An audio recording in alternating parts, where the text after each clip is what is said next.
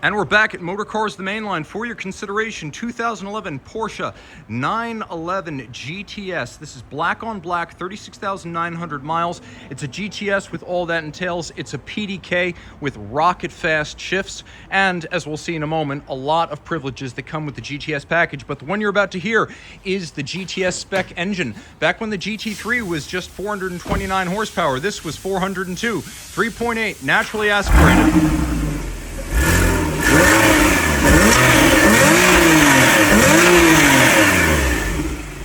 All right, sports exhaust, 3.8 liter naturally aspirated engine from the 997 generation. We've also got a better way to enjoy the sound of that sonorous mill with a retractable top. This is the way to go al fresco in your Porsche. Thank you so much, Anthony. As you can see, black on black on black, black top, black leather interior, black exterior.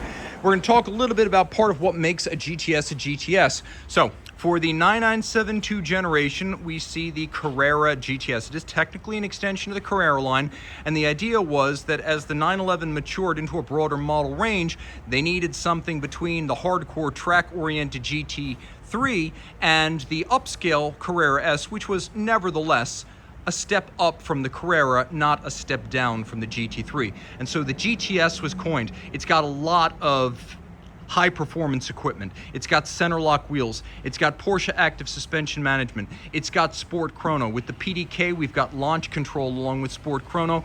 We've got Porsche Torque Vectoring. This car has a lot to offer, and we'll start at the front. So the GTS features a more distinct sport design front end, so it's a little bit more like a GT3. It doesn't have the mail slot right next to the front lip of the trunk, but you can see this is quite distinct from a Carrera already. Now, the other thing you can see if you look down the line is that a GTS features the Carrera 4 body shell. So out back, it's 44 millimeters wider, and that includes the track itself. So it's a wider track car, it's a wide body car.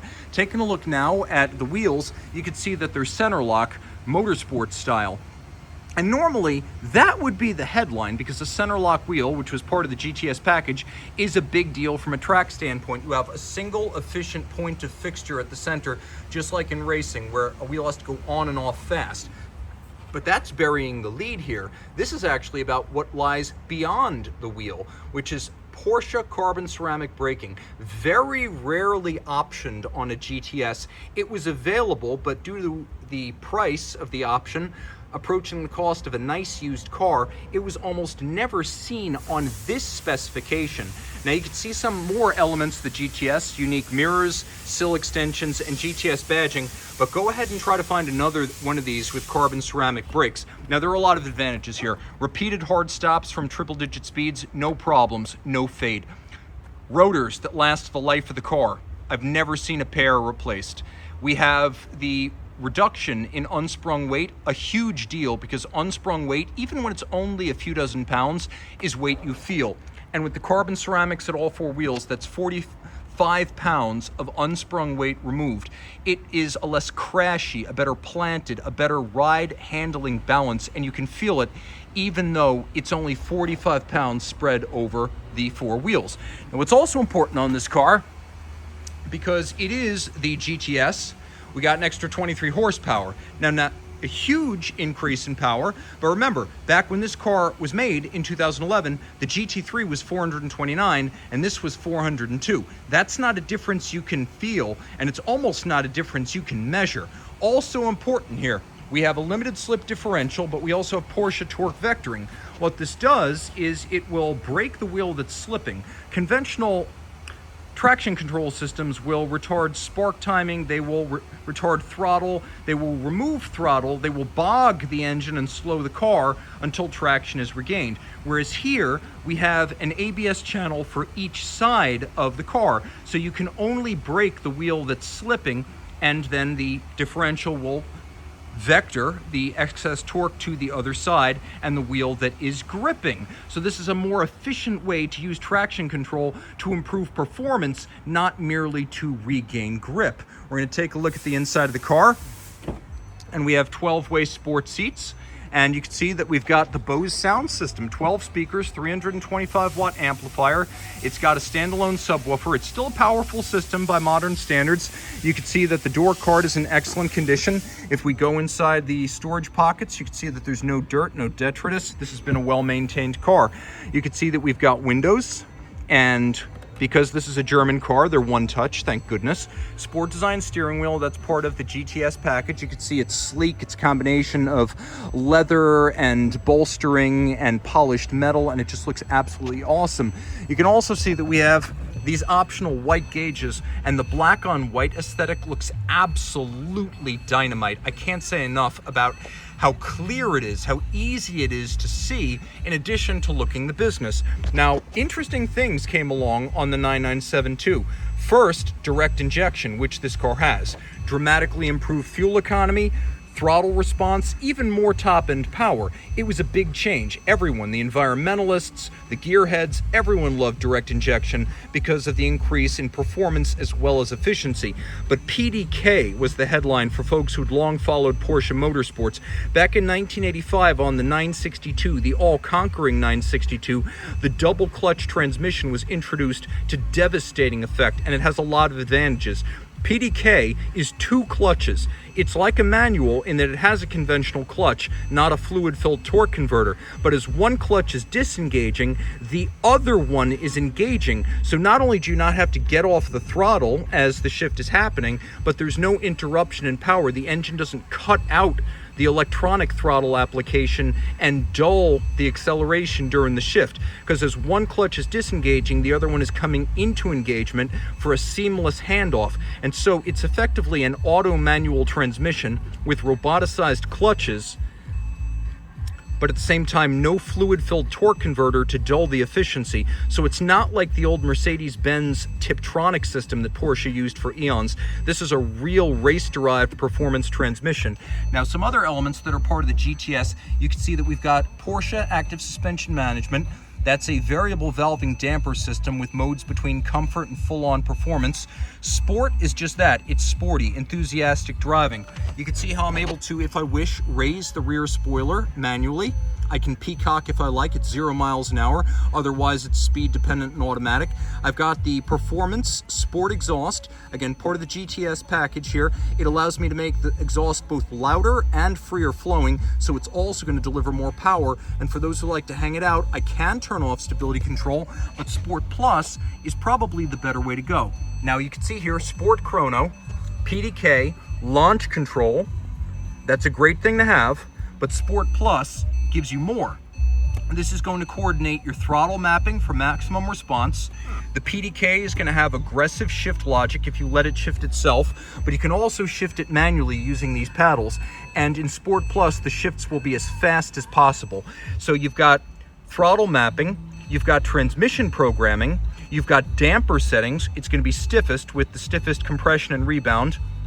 And then it's going to activate the sport exhaust as well, and stability control profiles that make the car still somewhat bounded by safeguards for the sake of speed and performance, but it's going to let you hang it out a little bit with side slip that wouldn't be permissible in a more aggressive stability control mode. And that's very important. Now, what we have here are 12-way power seats, and we've also got both heating and ventilation, and you can see several different levels of heating and ventilation for both the driver and the passenger. Taking a quick look, you can see we've also got cruise control, which is a great thing to have, and we've got the distinctive dashboard mounted key slot and 911 tradition. You can also see we've got memory for the power seats. Now, taking a quick look at the passenger side bolster and passenger seat back bolster, you can see that the condition is commensurate to the mileage. Taking a quick look at center, we've got wacky cup holders, and I will never tire of sharing these, and a glove compartment that is surprisingly commodious, as well as abundantly illuminated. Taking a look inside the side storage, the passenger side, you can see a compartment that appears to have never been used. You can see the perforation on the seats, the sport seats, absolutely beautiful. And that inside we have several different ways to interact with the infotainment system. We have aux, we have USB, and then we have an iPod connection. And so if you have an iPod connector, take a better look at that. I'm gonna have trouble probably getting that in focus, but you can interface with the system using this, and if you don't have the proper connection, you can get an adapter. So just keep in mind you've got that option too. Control of the roof is through the center console, and you can see that we've got our cigarette lighter with the knob in place, as well as an ashtray. And then even though it's not going to charge your phone, we do have storage for your phone right here. Taking a look at the PCM, don't worry about the SIM card. That has to do with European and international market functionality. That's not really your concern, so don't be distracted by that. As you can see, this is a touchscreen, and we do have a level of functionality, which includes navigation, map on demand. We also have trip info, if you wish. We have phone interface. This will allow you to make Bluetooth hands-free calls. You also have different ways to configure it, and it is a touch screen, so you're not at the mercy of the knobs and the buttons. I personally like to have access to knobs and buttons, as they seem like a dying breed in modern cars. As you can see, we've got fader, we've got a equalizer if you wish to operate that, and then we've got as much headroom as you want, limited only by the sky and God. Taking a look at the vanity mirrors, you can see both of them are lit, and we have limited functionality through the overhead console. The 997 was, in a lot of ways, the last of the old 911s. Some people will say it's the 993 because of the air-cooled engine. I disagree. Everything from a naturally aspirated engine to the old school 911 front end feel, which meant it would get light if you got too aggressive in a corner. It would start to feel a little floaty under hard acceleration. There was tangible kickback and feel through the steering that was lost with the 991s. Now, this is very important because we are looking at the end of hydraulic rack and pinion steering on 911s. For the 991, there were a lot of improvements, don't get me wrong, and out of the gate, the 991 even preserved natural aspiration, but we did lose hydraulic rack and pinion steering to a well-tuned but nonetheless electric system on the 991. The 991 also has a much longer wheelbase. If you want the more reactive feel of an older 911, well, at 92.5 inches, this is going to give you that. And of course, we've got that lovely hunkered stance of the GTS. That wouldn't go away, but in conjunction with the shorter wheelbase, it does give the car a swollen, muscular aesthetic that the larger, more bosomy, more, shall we say, volumetrically abundant 991 has difficulty matching. So this car has a lot to offer. And if you want something that's fun to drive, that doesn't have so many miles that it's worn out, or so few that you're afraid to use it, this is a great way to get into the 997 generation. The best and getting close to the last. As for 2012, the 911 would become the 991 and all new. With all the running changes of the 997 generation, all of the advantages of the GTS model, and bonkers options like those carbon ceramic brakes, this is an awesome way to get into a 997 at the absolute top of the food chain. Reach out to Motorcars of the Mainline, 484-612-4147.